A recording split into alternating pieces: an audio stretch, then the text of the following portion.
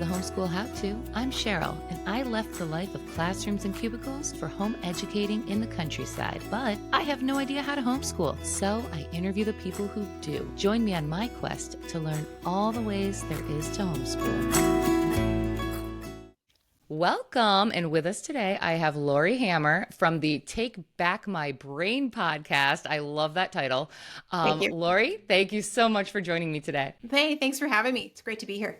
Laurie has been a homeschooling mom for 18 years now. So before it was trendy, before COVID ever faced this planet, well, yes. We probably had COVID there, but Laurie, what got you into homeschooling in the first place?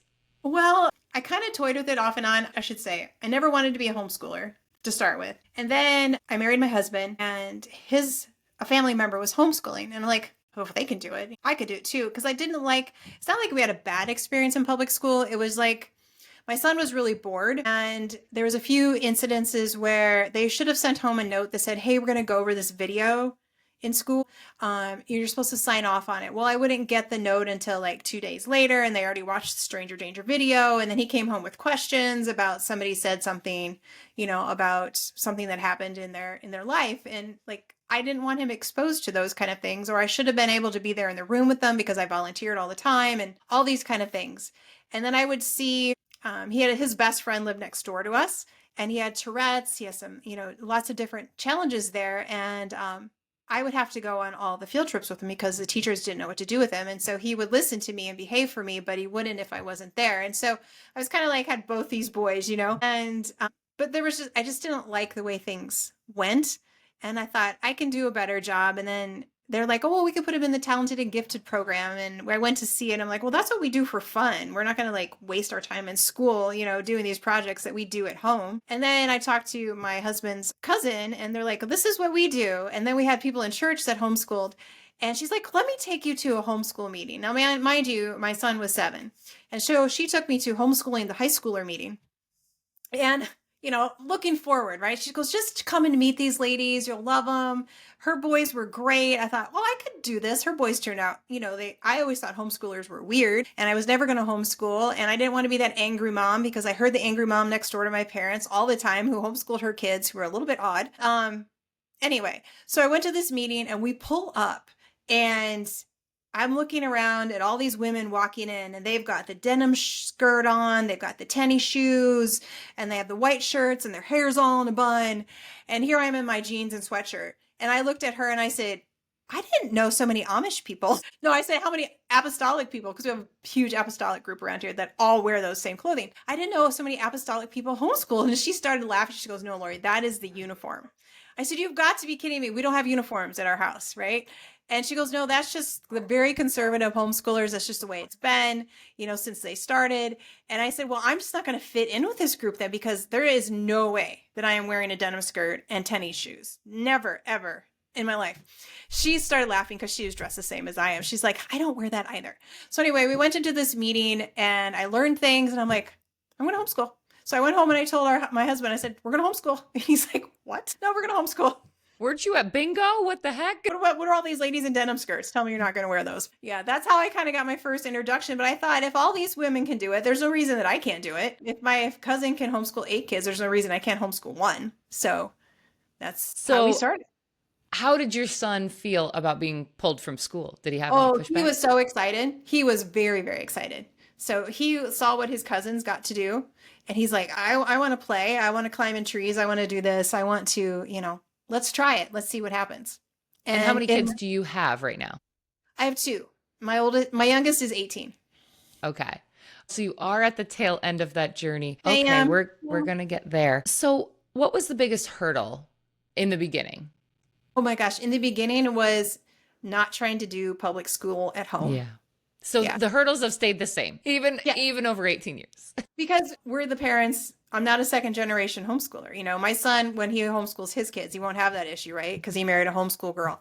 So you don't have to unlearn all that stuff. But I had to unlearn. Like, you had to unlearn. Like, you're still going to unlearn. I mean, I'm still unlearning things that I'm like, I didn't realize that was so ingrained in me. But yeah, definitely unschooling yourself was the biggest hurdle. How did the learning part go? Like, you were probably replicating school at first. Was your son like accepting of it. Just we're doing this now at He home, did. Mom. Okay. He's good. He's like, okay, so we've got, 5 different subjects. We've got 5 different books. We're going to go through each of those. Here's the schedule, blah, blah, blah, blah. We'll go from this one, then to this one, then to this one. And, all of a sudden we realize, math takes a little bit longer, or we really want to keep reading this book. I don't want to have to stop at 11:30 to, and so it took us a while to decide, like, let's just go with the flow on things. Yeah. And did you have the worry of the socialization? Am I doing enough with, does he have enough friends and that sort of thing? Well, I mean, I think that's always in the back of your mind to start with. I don't care about that anymore. But yeah, I did have that. So, we did little league stuff. I mean, we tried to do some co-op stuff, and we just quickly discovered, especially for my son at that point in time, we were not co-op people. Like, if he was going to do something, he wants to do it and be done and not wait for, the 10th kid to get done with his stuff before he moves on. That was just irritating to him. And he would come up to me, he's like, Mom, can we leave now? Can we leave now? We're done. We're done. I'm really done with this. So then I quickly realized that he was just very social. I mean, doing life with your kids socializes them. Doing life with 25 other little people their same age is not socialization. That's mayhem, right? And so when we take them to church, when we take them to the grocery store and the bank and all those things. Yes, go do fun activities. We did field trips with other families. We did all those things. But just doing life together, I realized, was a much better socialization process than, mayhem of 25 kids the same age. Yeah, it's funny. I've realized too, and my son's only 6. We have one group in the area that will like post, we're going on a field trip here. Does everybody want to join? And I did the Bronx Zoo earlier this year with them, but I've quickly realized I don't like group field trips. I would much rather have a group where the kids just go out in the yard and play, and then I take him to the zoo or a museum, just us, and we're talking about this exhibit, that sort of thing. 100%, Cheryl. And they're going to like a Dr. Seuss museum in a couple of months. And I'm like, all his friends are going, but I'm like, you're not going to pay attention to anything. You guys are going to be running around. And they're boys too, young boys. And be screaming, running around, wanting to play. And then I'm sitting here mad because we drove 3 hours and I paid all this money and they're not there to pay attention. So one, have it be an age appropriate thing. If they're not ready to like take in museums. I mean, I feel sort of not up to par because some of the homeschooling moms that we get together with at the playgroups, they're like going to museums often. And maybe their kids just like museums, and I love museums, but I like going without the kids because then I can actually read. I know, me too. I've taken the kids and yeah, they're not paying attention to what I'm telling them. So I'm like, maybe there's also like an age appropriate level, or not even age appropriate, whatever's appropriate for what your child's going through at that time. Like, are they able to sit and take in something about, the Native American exhibit? If not, I think, yeah, just be okay with the fact that you don't need to force yourself just because it's going on in your area or with your, it doesn't mean you have to partake in it. If your kid, it's not going to end up like you'd plan. Even there's like a farm that does all these outdoor activities and they have a homeschool day. And I've done it the last 2 years. And both times I've been like not having good experiences because, this group is leaving out your son and they're running off. And, now he's playing with a kid that you didn't want him to play with. And, the bad influence one. And I'm like, this would have been much better just taking him here on our own or with one other family. And I know that like they have to learn how to be in groups too, but that can be done in the backyard. You don't have to spend money on that. Oh my gosh, right? That is so true. I mean, there's so many things you can do education-wise that don't cost any money. So what are some of the things that you've done? Oh, I mean, vacations. Okay, those do cost money. But we just like use them as part of, history learning. When you go to see a battlefield as opposed to reading about a battlefield, it's completely different, right? When you see the holes in the walls, it's different than reading about the holes in the walls, out of a silly textbook. But a lot of things a lot of hiking. We have a state park like right here in our town. So we spend hours upon hours upon hours out of that state park. What state are you in? Iowa. Yeah. So between that and the lakes, just being outside, bike riding. I mean, building things, saving all the cardboard boxes. And, the kids would put on plays for us, for like a dinner and a movie kind of thing. And they were the movie, and they would make dinner and I don't know, just family movie night, game night, all sorts of fun stuff. I mean, you just think outside the box. Yeah.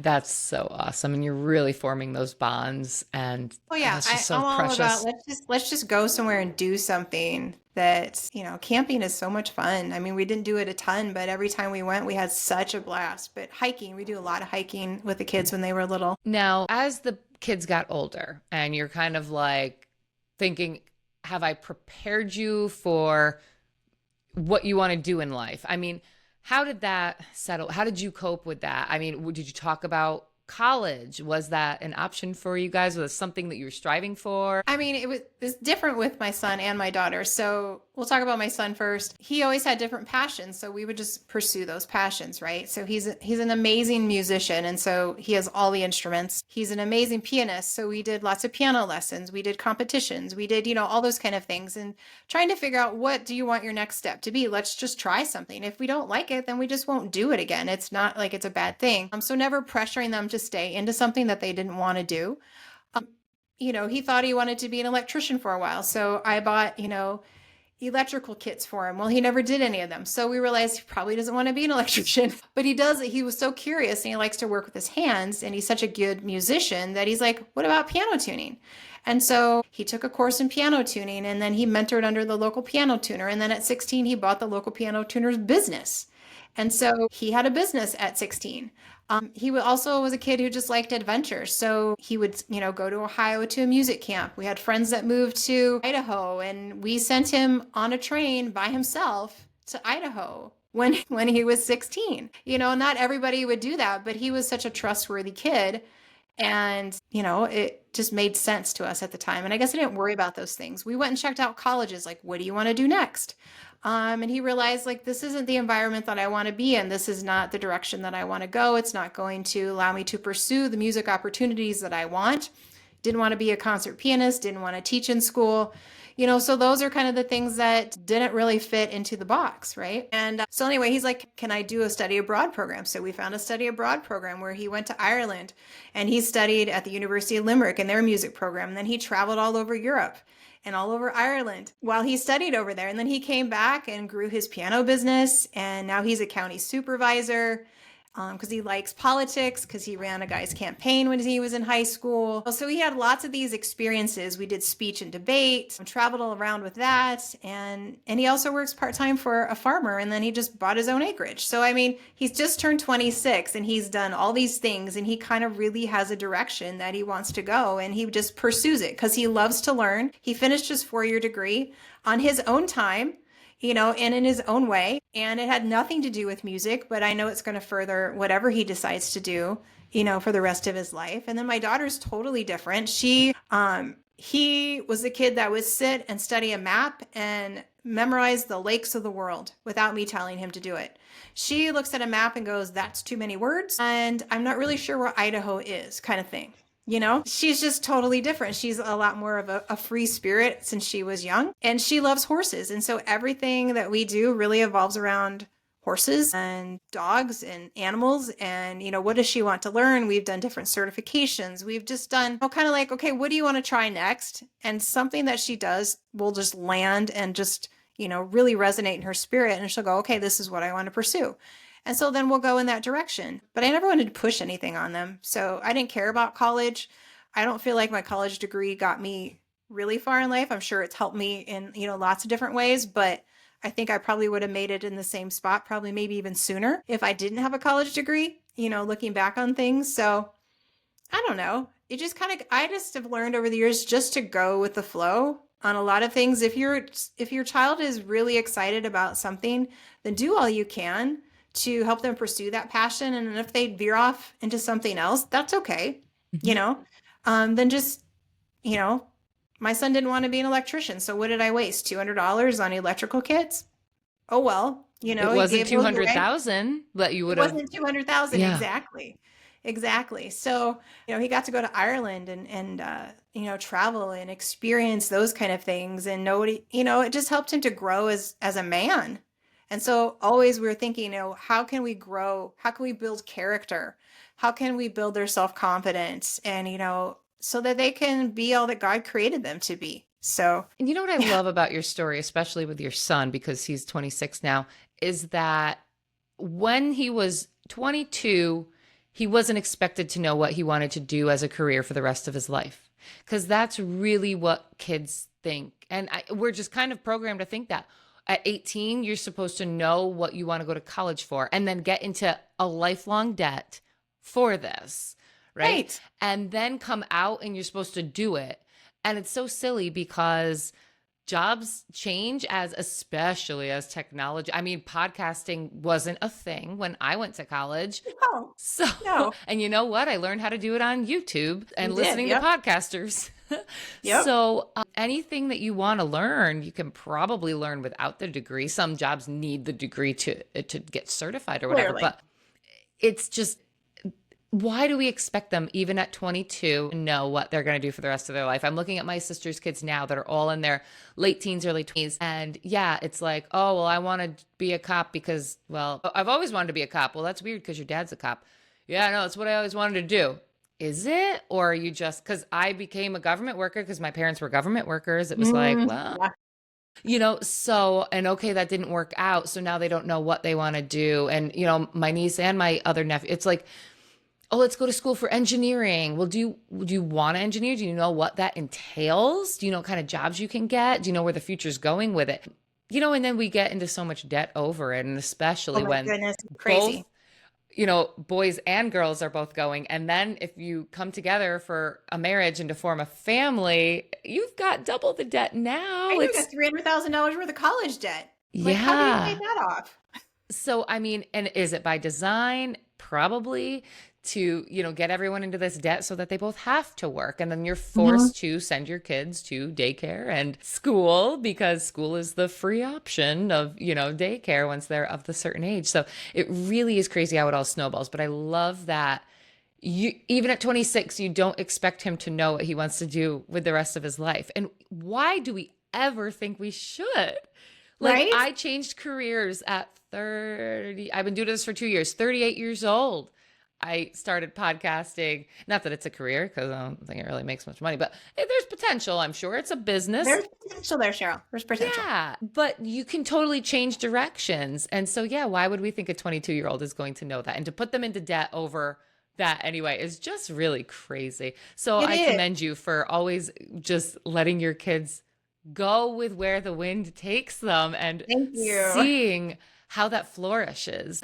That's such a breath of fresh air. Were there any bigger obstacles with your daughter? I'm thinking back to myself with like, girls in school and there's cattiness and there's this one has a phone and that sort of thing. Did she like miss all that because she was homeschooled, or was she still friends with people who went to school? How did that look Yeah.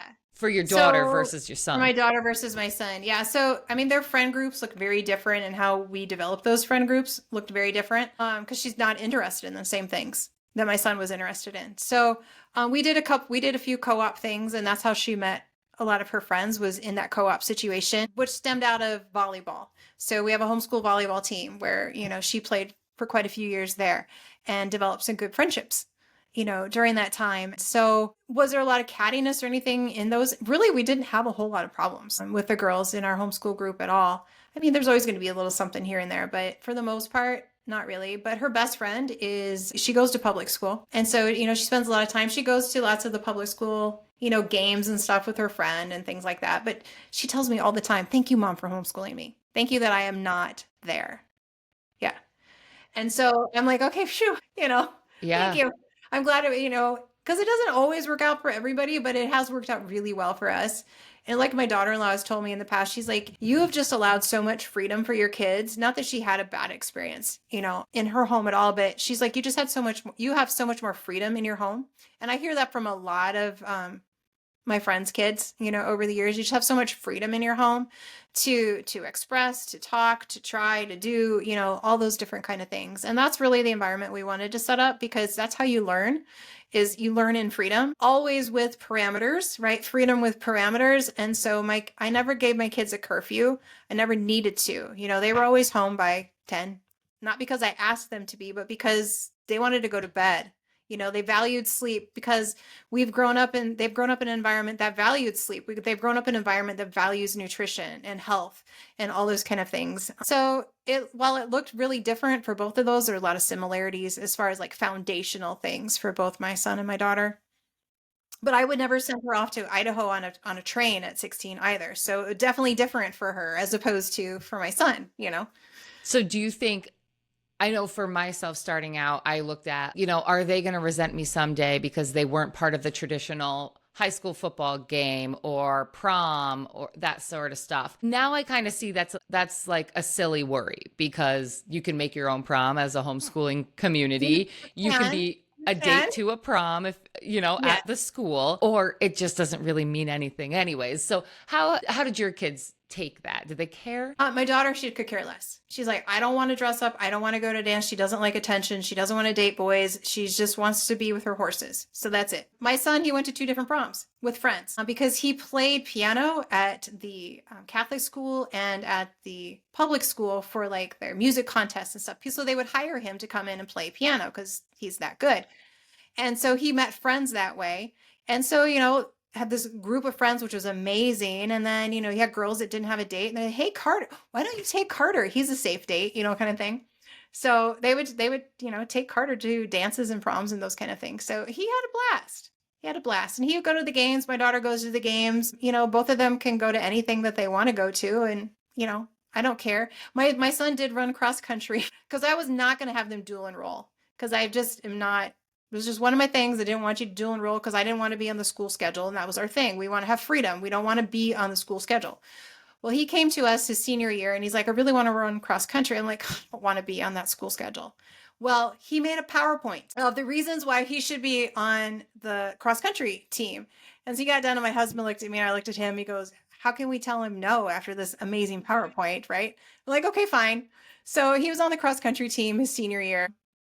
But my daughter, she had the opportunity if she wanted to. She could have played volleyball here because our homeschool team wasn't super competitive and she really wanted a more competitive environment. So she didn't play this last year. But she didn't really want to be on the school schedule because it would mess up with her horse stuff, So then she couldn't do all of her horse shows and those kind of things. So anyway, it's all worked out. And anything that you felt like, oh, I should outsource this. I don't really know how to teach, this thing or that thing, or am I giving them everything they need as far as history or I don't know. I don't even remember the subjects I took in school. So we had a lady that taught my son art because he was into art for a while. I am not an artist. And so she was just a gracious older lady down the street. He delivered her papers. She's like, you don't know how to draw. You don't know how to do this. I'm going to teach you because she was an ex-art teacher. Of course, we outsourced piano lessons, all that kind of stuff, guitar lessons and things like that. Did speech and debate. So we joined a co-op for that for my son. So he could travel and do speech and debate. So that was a lot of fun. I don't know how to do any of that. It wasn't my thing. My daughter, we really haven't outsourced a whole lot of things for her just because her interests have been different. And usually if we're doing something, I'm going with her to do it. So it all revolves around animals of some sort at some point in time. So how long do you think they spend on actual like curriculum type stuff? Like in their day to day? Well, anywhere from, when they were little to like 30 minutes to 2 hours. But I don't know. We didn't do a whole lot of inbox curriculum. We did a lot of reading, a lot of projects, High school is a little bit different depending on what activity they're in, what they're studying, whether it was, speech and debate took a lot of time. So, 6-8 hours a day, but he was really interested in it. So that didn't matter to him. Now my daughter, she'd rather poke her eyes out than to do that. So, an hour a day for her, to learn what she wants to learn. So yeah. Yeah. I think parents look at it as like, well, I can do it for elementary school, but I could never do it for like high school. Well, you can totally do it for high school because now I'll say a caveat on that. If you plan to do a box curriculum and you're doing chemistry, you're doing biology, you're doing physics, you're doing, advanced math and calculus and all those kind of things, maybe that would be extra hard, but there are resources out there for you to do that. We didn't do it that way. We were very out of the box people. So, my daughter learns science by we go to a certification course for a weekend and she learned all about equine science. And then we did an anatomy course together, that's college level. So it just kind of depends on what you want to do. So it doesn't have to look like you just mentioned, the calculus, the chemistry, the history, Yeah, I'm geography, the not social gonna studies, teach da to da da. somebody else's drum. No. Yeah. Yeah. And they still do just fine. They still can graduate. How Oh, did they you still can handle graduate. the graduating? How does that work in Iowa and just with high schoolers? Yeah, so we belong to Homeschool Legal Defense Association. And so as long as you follow their parameters, you order your diploma and stuff from them. As a homeschooler, if you want to go to college, you still have to take all the same tests. So if you didn't teach your kids very well to enable them to pass, the SAT and the ACT test, it's going to be hard for them to get into college. But if you've covered things that will be on those tests, then it wouldn't be an issue. But that's never our goal. I mean, my son did take the ACT. I kind of forgot what your question was. I think I went off on a little bit of a tangent Yeah, there. no, you answered it. Like, do Okay. they really need all those subjects? You No, they talked don't about need all earlier, that. they're like kind No. of wasters of time. Yeah, I'm like, why would my daughter's a show jumper and she wants to train horses for the rest of her life. Why would I have her do chemistry? That doesn't make any sense. And she's learning physics through show jumping and the trajectory and all those kind of things. Like there's a whole big science to all of that. And so she's got way more common sense than most adults I know. I'm not worried about her. And yeah, I'm a member of HSLDA as well. So for anyone that doesn't know, the Homeschool Legal Defense Association, and you can go to hslda.org and they tell you all of the laws in your state and everything you have to do to keep within the guidelines. And I didn't know that they issue diplomas as They well. do. Yeah. That's so But they'll issue cool. a diploma and then you sign it. You put your homeschool name on there. You, as the parents, sign the diploma. It's nobody else because you're the ones who have, guided the education of your kids. And then we had a party for my son. He wanted a party. I don't know if my daughter's going to want a party or not. So we'll see what happens. So, how are you handling this part? And I kind of want to go into with your podcast too. You're at the end of your homeschooling journey, and I have to imagine that's heavy, right? Like this has been this life with your kids. Now they might not both up and leave the nest right away, but it's a lifestyle, It and is. so many people think of it in the beginning as like, oh, I got to get through. And then I think you quickly realize, no, this is a way of life. This Yeah. is Yeah. us living together and making memories and bonds. And how are you doing? And what is the next step? You have a Mhm. podcast. So I tell do have us a all about podcast. this journey. Yeah, so I'm a nutritional therapist. I've been working out of my home for quite a few years, for like 12 years now, as a nutritional therapist. So seeing people online and in person. So I've been doing that for quite a while. So I will continue to do that, probably expand that. But we all of us do so many things together. Like my son and my daughter-in-law, they just bought an acreage. So we'll have projects to help them there. My daughter's going to take the next steps in her life, and I'll be a part of that journey as well. So if she moves away from here, I'll be making plans to visit often. I'm having a new grandbaby, born in within probably 10 days to 2 weeks.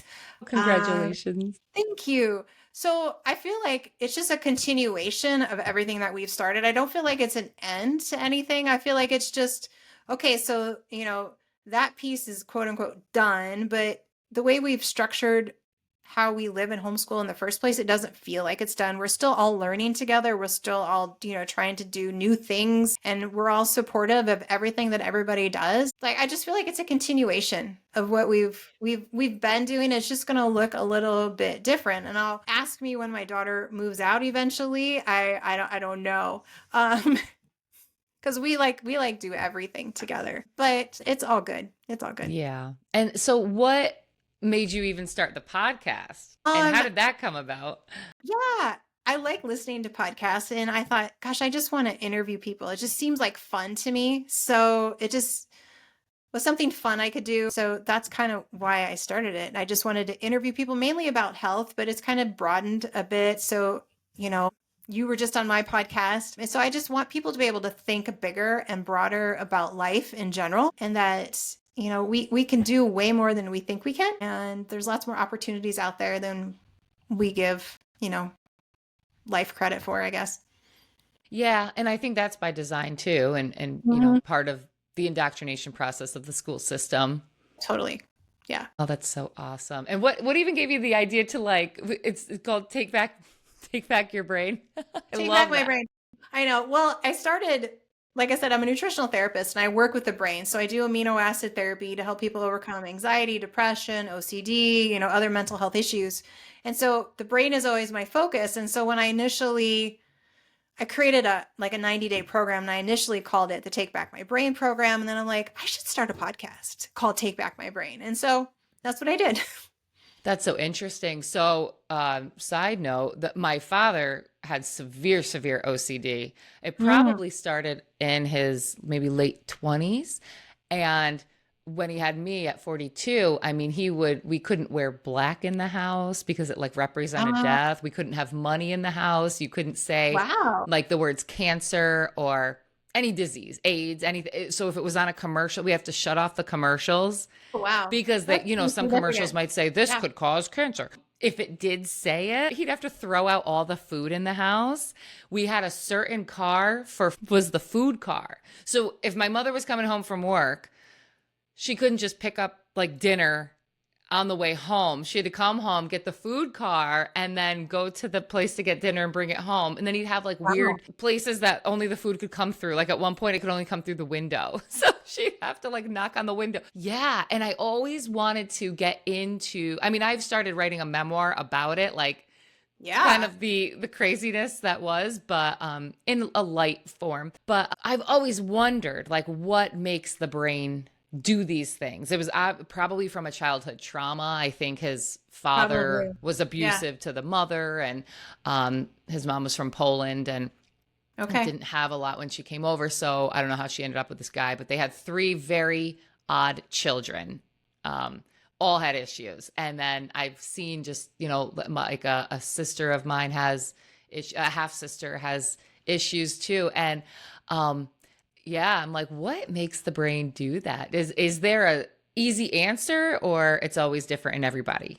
I think it's always different in everybody, but usually there's always a deficiency going on, a nutrient deficiency. Usually there's some kind of trauma to the brain, emotionally. And then usually there's a spiritual component to it as well. So yeah.